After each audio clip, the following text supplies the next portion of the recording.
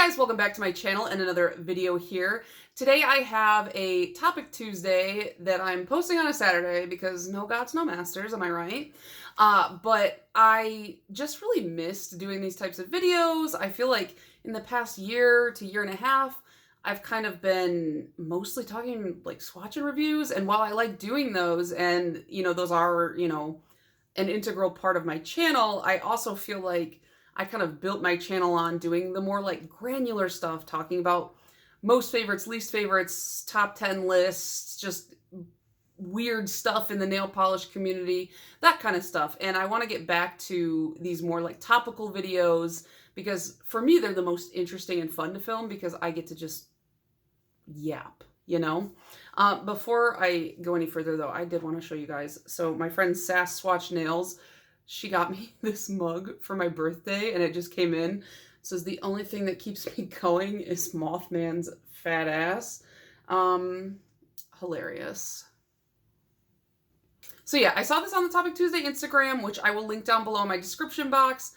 But I saw this while I was still in the midst of my D-stash, I believe. I feel like it's been that long.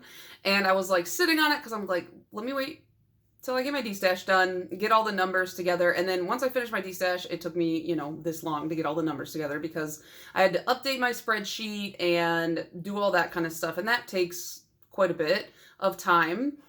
And so now I finally have just about everything where it needs to be so that I can talk to you guys about where my collection was, where it is now, all that kind of stuff. So I'm going to put timestamps down below, and here's the basic layout of the video. First, I'm going to talk to you about numbers.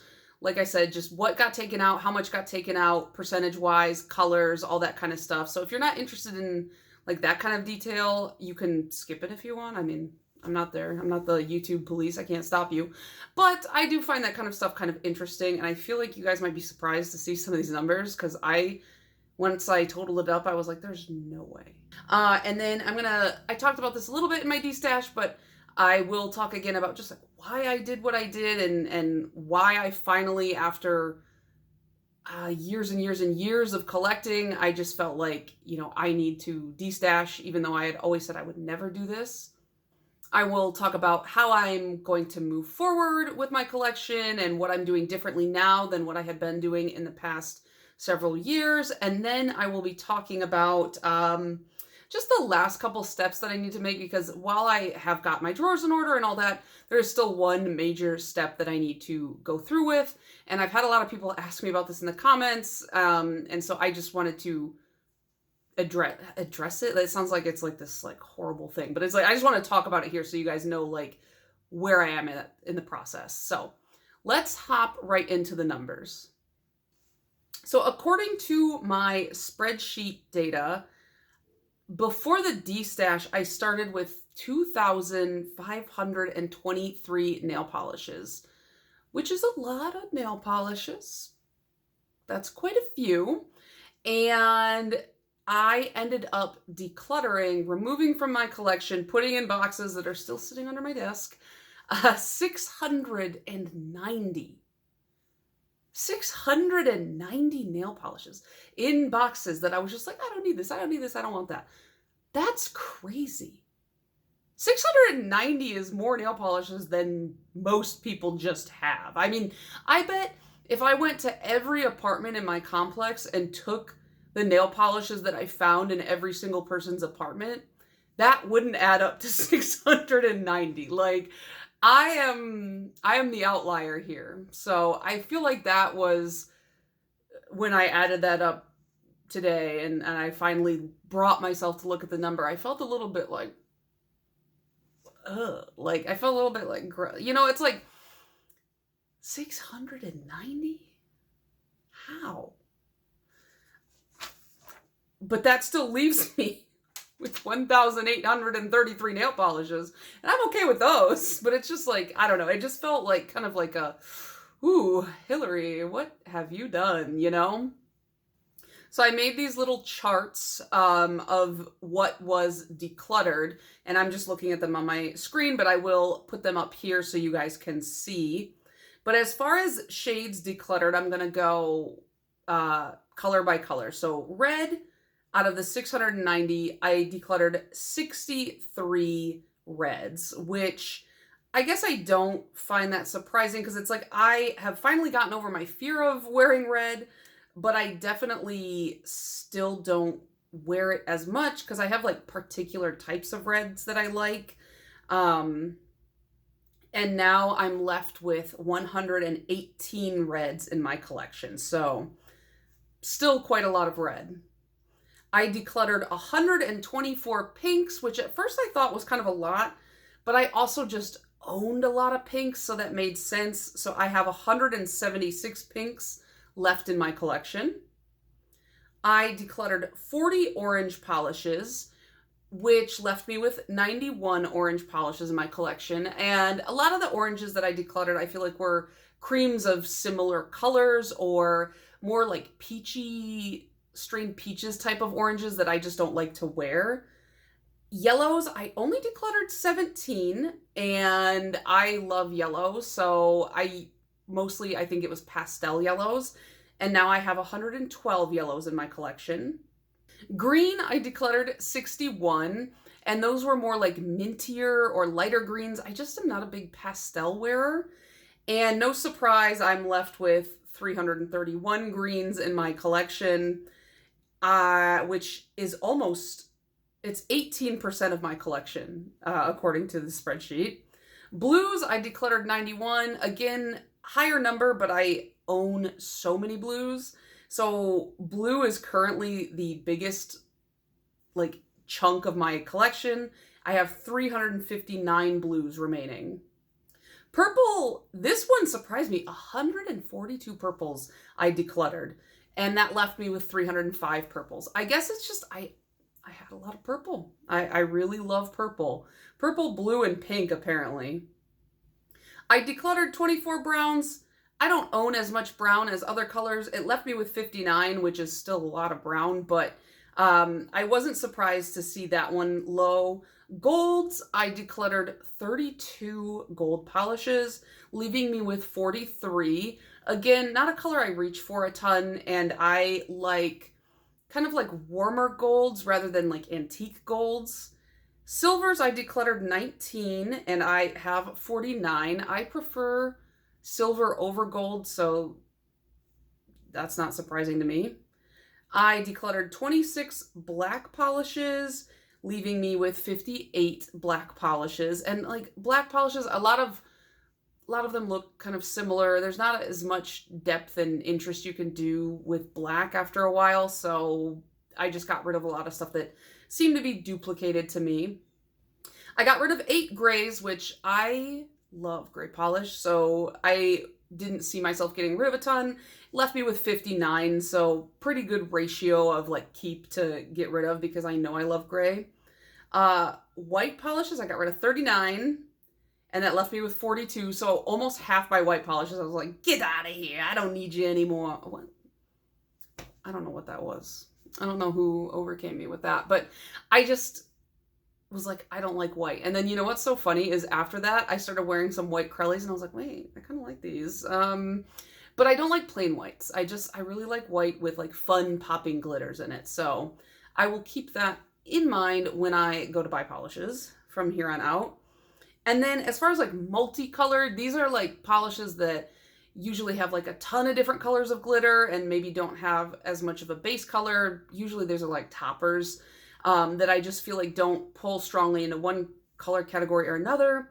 I got rid of 4. I'm left with 31. So I feel like it's not too, the only number that really surprised me was purple, because 142 purples, that seemed like a lot for a color that I know that I love.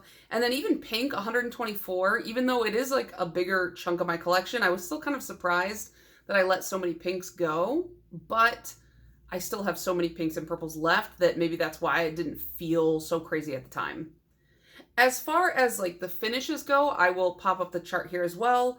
But out of those 690 polishes, 206 were creams, 43 were flakies, which I love flakies, so I wasn't going to get rid of a ton of flakies. But creams, I feel like so many of them start to look similar that it was okay for me to let go. And creams are just like easier to get. I don't know. 153 glitters, because at that point I was convinced that I hated glitter, but now I'm just kind of like, middling on glitter. 43 hollows. I got rid of 13 jellies. I got rid of 126 metallics, which, not surprising, I'm out of my metallic era. I got rid of only 6 multi-chromes, which, again, not surprising because multi-chromes to me are more fun. I like to hang on to those. And I got rid of 100 shimmers, but shimmer is just a huge part of my collection, kind of similar to that pink and purple. I love shimmers, so I had a ton, so it makes sense that the bigger chunk of the ratio of getting rid of was bigger.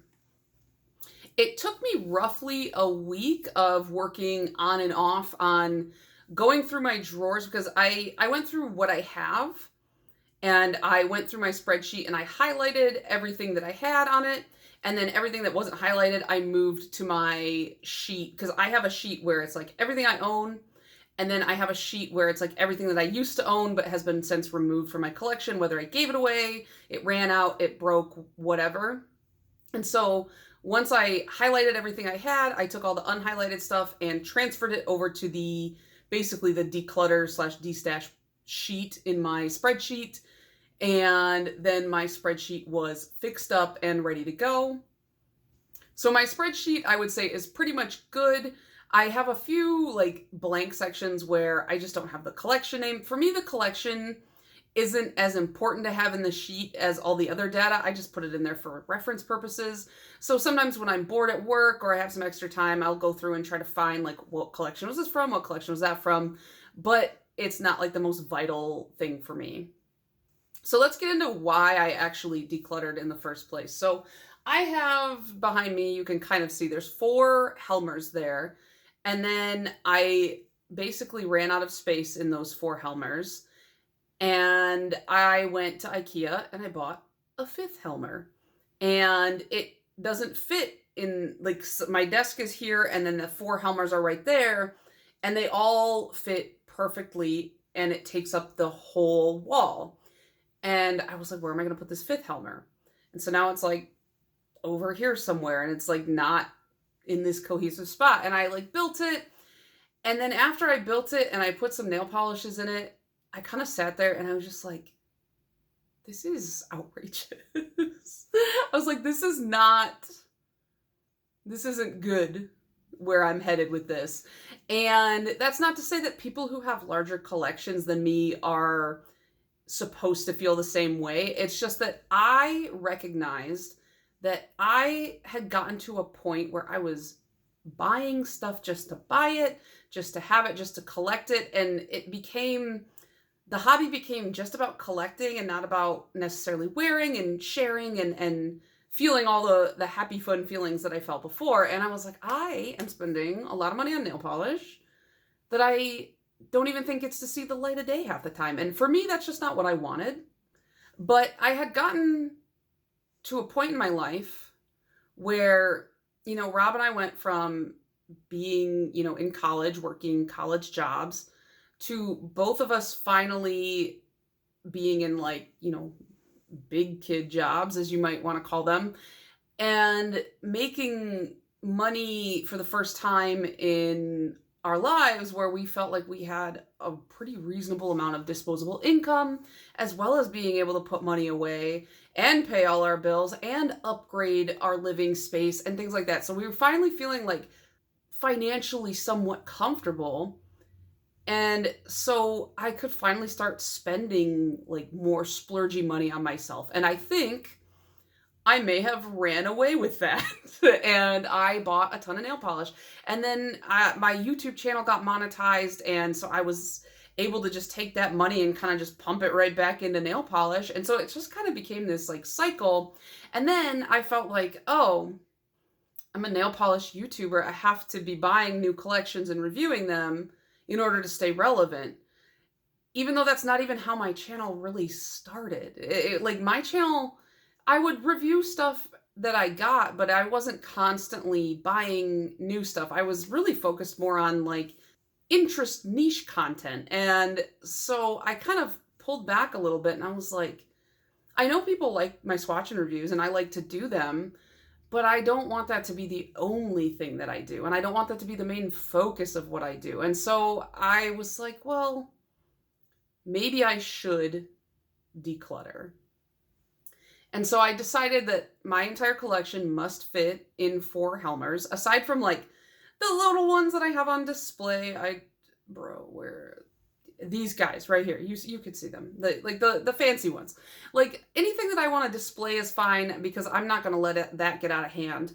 But the bulk of my collection, I've decided, needs to fit into the 4 Helmers or less, and that's that. And if they get full, I'm going to have to get rid of some stuff. And going through that decluttering process really made me, it made me more comfortable with letting go. For me, I'm a big collector. Anything that I get into, suddenly I'm a collector of that. So when it comes to craft supplies, like I have, my whole closet is packed. Well, it's not packed. This is very well organized because it's me, of course. But I've got tons of yarn, fabrics. I've got a lot of stuff. And I go through these cycles where I'm like, well, why do I have so much if I'm not using it? So then I try to force myself to use it. And with craft supplies, for me, they're easier to use up in a more timely fashion. With nail polish, not so much. You know, you've only got so many fingers and toes that you can put nail polish on.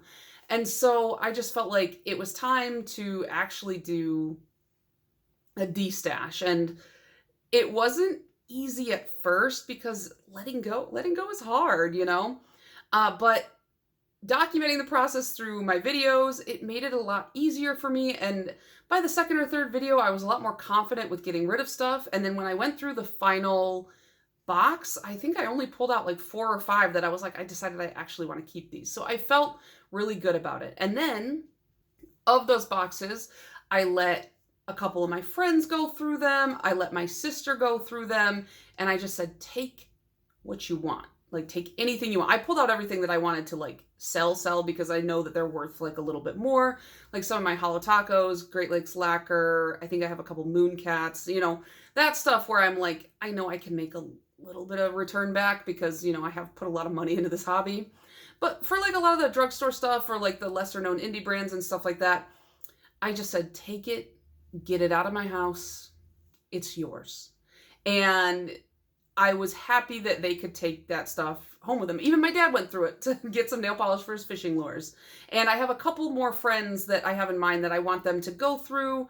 And then probably next year, probably after my wedding, because I've been stressed out about that for various reasons. Everything was going great, no hitch, and then suddenly the biggest hitch. So, oh, we definitely didn't think about how you're not allowed to get married in a church during Lent. And we scheduled our wedding during Lent. So now we gotta figure that one out. Oh well, it'll be fine. Anyways, so yeah, after I get married and I'm not constantly thinking about that because we're less than 6 months out now, I think I will finally make the de-stash page that I told you guys I was going to make, but didn't. Sorry. And that will be another, I guess I'll talk more about that in my next steps, but that's kind of my rambly why. I was feeling overwhelmed with my collection. I was no longer able to keep up with like putting everything in my spreadsheet and making swatch sticks and stuff like that. And I just felt like a lot of the joy was leaving me. Like I would get new nail polish and I'd be like, all right, cool. And I would just like throw it in my room here. And then I would just be like, I'll deal with it later.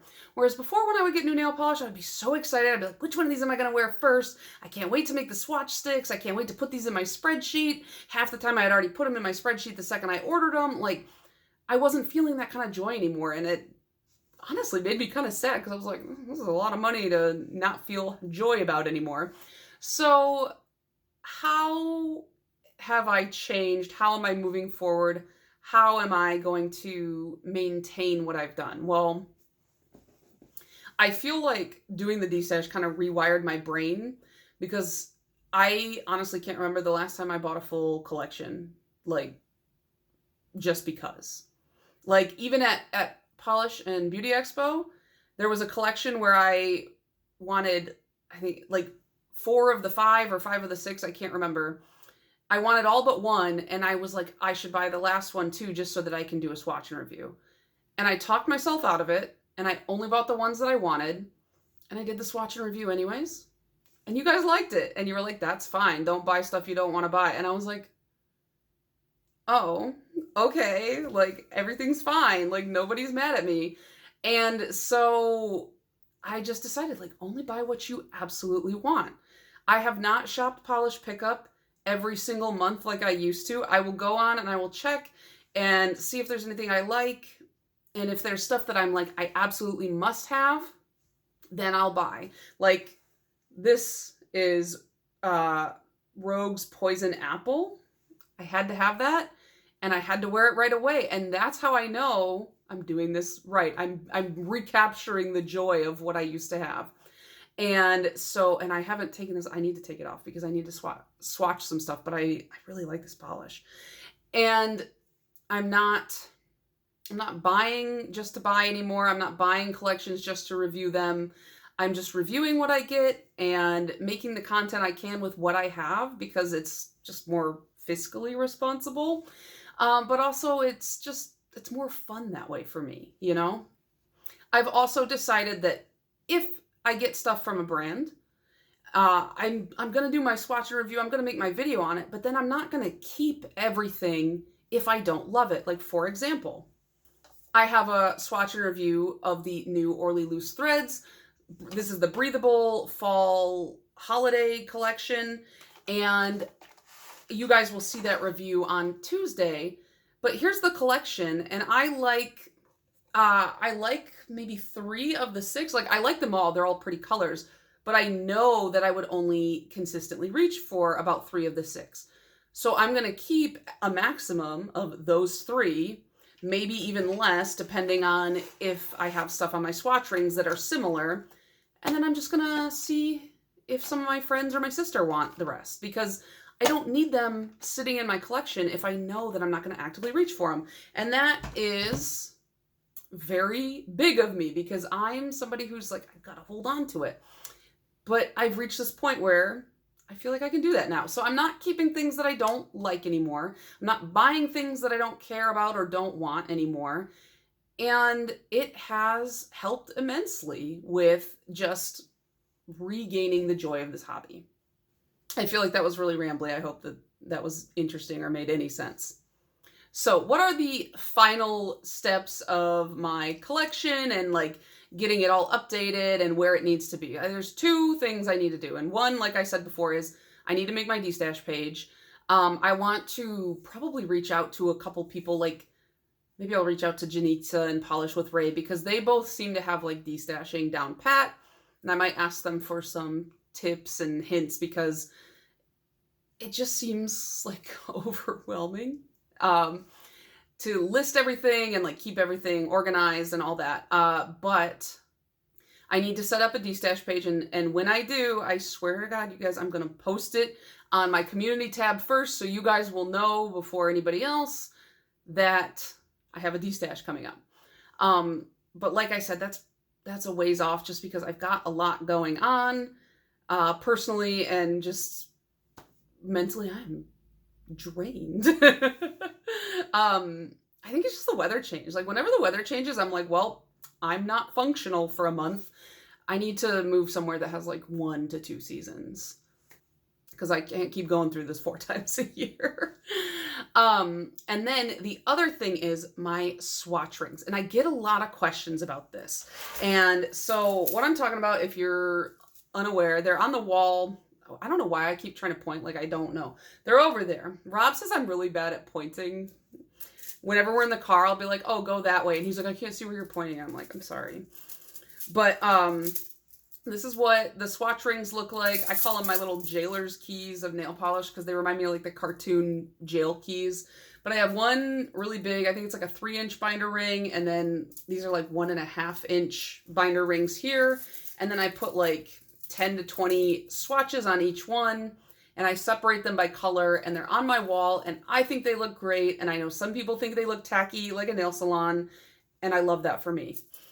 But I have not removed the destashed polishes from the swatch rings, because reorganizing these swatch rings it's an undertaking, to say the least, and I haven't actually been keeping up with making swatch sticks just because I've been, like I said, inundated with like a bunch of other stuff. So like for the past maybe year, I haven't made new swatch sticks. So I have to go through my spreadsheet, and I have like a little checkbox of like, have I made a swatch stick for this? So like I already know which ones need swatch sticks. So that'll be easy. So the first step will be I have to make all the swatch sticks for polishes that don't have swatch sticks. Then I will have to go through all of my swatch sticks, which there's like over 2,000 of them at this point, and pull out all of the ones that are no longer in my collection, and at the same time kind of integrate all the ones that just aren't on the rings, because I have a bunch too that I did make but I just never put on the rings, because I add swatches to the rings usually a few times a year, because it takes a while, because you gotta take this down, take this off, move them all around. If there's too many on one ring, you gotta like shift everything around. You probably don't have to do that, but I'm uptight, so. And then what I do with those swatches, the swatch sticks that are no longer in my collection, people keep asking me like, what do you do with them? Do you throw them away? Do you give them away with the polish? I keep them on a separate ring in my little set of rainbow drawers back here. Hey, I pointed at it correctly the first time. I feel very good about that. So I keep them in the rainbow drawers back there on this one like master jailer's key of, this is everything that is no longer in my collection, but I once had.